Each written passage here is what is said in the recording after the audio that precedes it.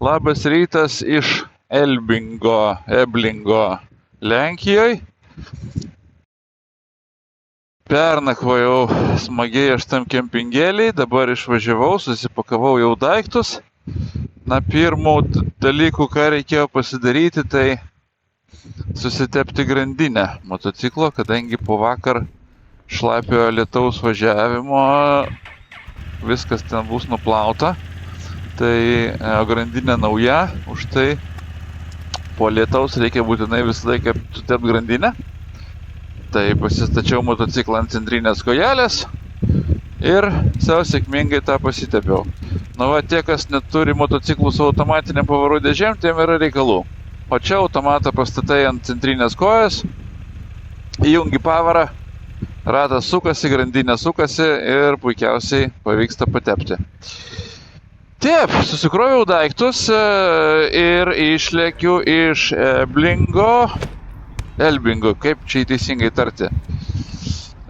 Elblangas, čia kažkaip jį vadina. Tada ir dabar užsidėjau navigaciją į Sopotą. Tai yra Lenkijos kurortas prie Baltijos jūros, prie pat Gdansko. Kodėl į Sopotą? Nes ten yra gražus Grand Hotelis, viešbutis, ten yra gražus molas į jūrą. Ir aš sugalvojau, kad aš ten noriu papusryčiauti, kadangi aš iki 11 ryto taip ar taip nevalgau. Tai sakiau, bent pusryčius pavalgysiu Sopote, kaip tik man valandą važiuoti.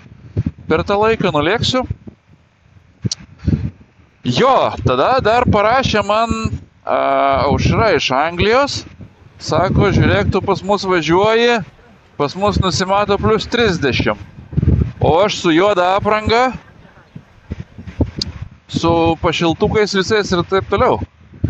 Tai žiūrėsim, bus reikalų.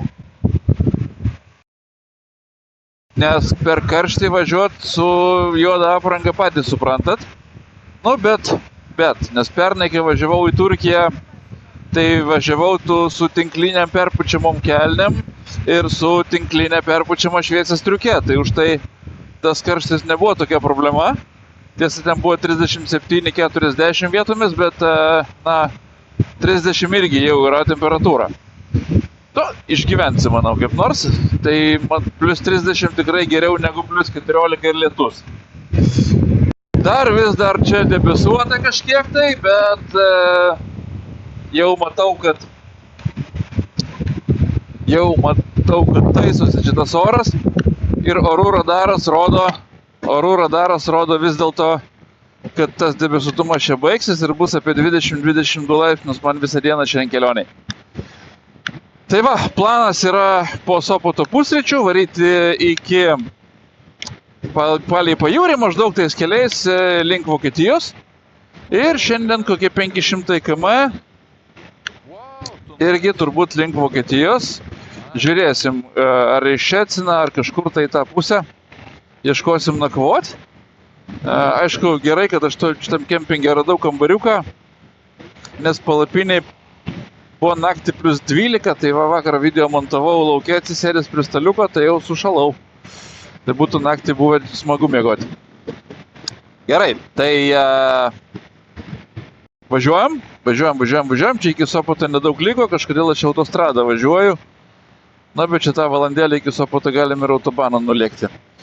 Tai va, gerai, ačiū visiems stebintiem, ačiū visiems komentuojantiem, man tai labai svarbu, aš jaučiu didžiulį palaikymą. Ir jaučiu, kad mes visi su jumis kartu važiuojame šitą kelionę. Tie, kas, nekeliauja, to dirbat iš namų, namuose, tai va, mes kartu visi šitos visus įspūdžius ir patiriam. Jo, gerai, tai dar kartą ačiū visiems ir lekiam toliau iki.